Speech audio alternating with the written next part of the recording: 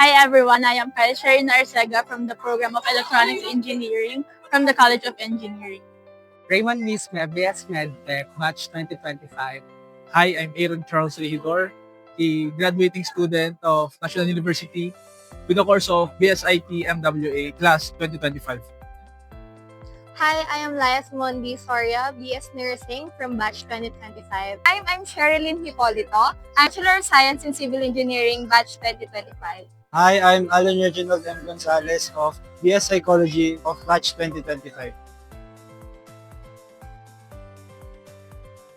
Ito po lagi ko sinasabi, ang pinaka na-embody ko talaga throughout my stay in NU is the resilience. And in my professional journey, I think I will continue to embody it kasi hindi naman talaga magiging madali yung buhay. Siyempre, meron pang board exam, tas hindi naman pagkatapos mo ng board exam, meron ka na agad na job offers. Core values of NU is the compassion.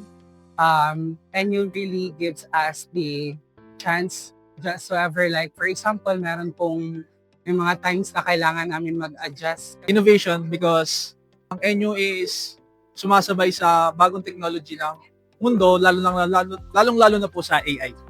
My favorite core value of National University is the value of compassion because I think as a young future nurse, it is the foundation of our profession. We won't be able to genuinely provide the service that we are about to provide to our patients without compassion. And another one is resilience because despite the struggles and challenges that we face as young professionals, yun po yung important so that we can be able to bounce back from one struggle or one problem to another and be able to provide the quality care that our patients need.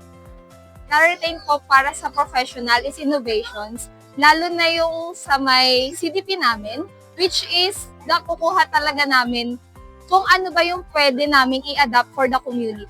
Well, since I'm from BS Psychology, the favorite core value that NU has instilled to me is compassion since in psychology, we learn how to handle emotions of the people around us, or our own emotions and the people that we will be catering towards in the future.